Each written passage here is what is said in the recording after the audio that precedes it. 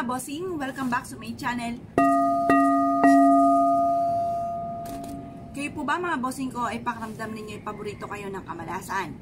Alam nyo po ba mga bossing ko na may mga dekorasyon tayo sa loob ng ating tahanan na ito ang maaaring nagiging dahilan kung bakit ikaw ay minamalas. Kaya kung ikaw ay nagpaplano na bumili ng ganito, pag-isipan nyong magaling kung ito ay itutuloy nyo pa. Ngayon pa mga bossing, unang-una, wag ka mga bossing ko na maglalagay ng mga dekorasyon na malulungkot or kaya po isang puno na wala ng mga dahon at ito po yung nanlagas or kaya po kahit yan ay bigay ng kung sino mang kakilala ninyo na manapit sa inyo, wag nyong tatanggapin or kaya po mga bossing ko itakluban nyo po at wag nyong i-display dahil yan po ay sumisimbolo ng kalungkutan, panay problema ang mga bossing.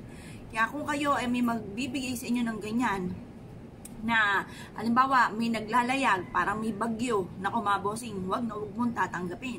Or kaya po kung tanggapin mo man, baka ito'y magtampo, wag nyong i-display dahil maaring magdulot ito ng mga problema mga bossing. Kasi yung mga ganyan naglalayag, dapat smooth yung agos ng tubig, yung daloy ng dagat. Kasi once ay parang may bagyo, mga pagsubok po yun. Ganun di pa mga bossing ko, or sabihan nyo inyong anak kung nagdo-drawing po yan, anak huwag ka magdo-drawing ng ganun. Ang i-drawing mo ay isang puno na napakaraming bunga. Ganun po mga bossing. Kung gusto mo i-display natin yan, yun ang i-drawing mo.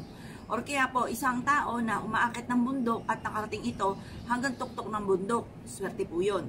Or kaya po, isang barko na smooth ang daloy ng dagat at marami nagpapaltukan na isda. Yun ang inyo pong bibilhin or tatanggapin mga bossing. Ngunit di po mga bossing, huwag kang magdi-display ng babae na alam nyo na wala talagang suot. Nako, malas po yun. Sumisimbolo po yan ng tukso or mga third party nga po na hindi maiwasan.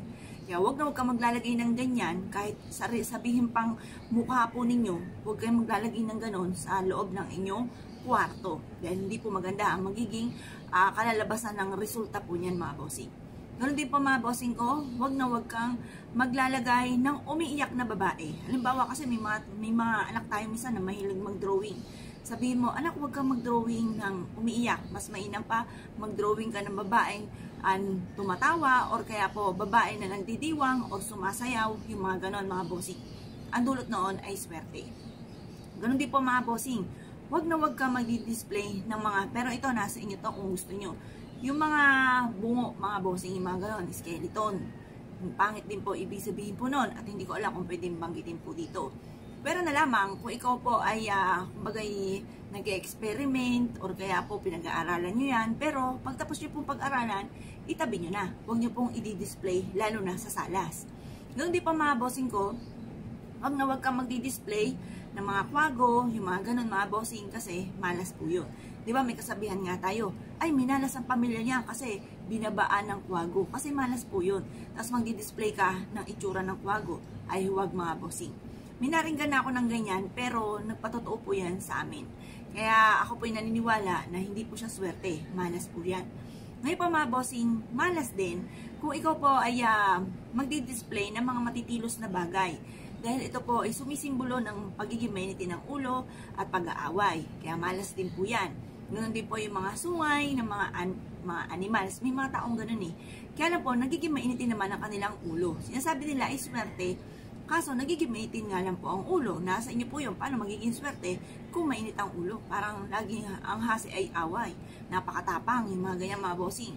Ngayon po mga bossing, yan po yung mga ilan na dapat ay alisin nyo sa loob ng inyong tahanan or kung ikaw nagpaplano na bumili, pag-isip-isipan nyo po munang mabuti kung ito po itutuloy po ninyo. Kaya kung kayo paniwala at nais nyo pong sumunod sa ganyang sitwasyon, ay nasa inyo po yan. At good luck po sa ipo lahat.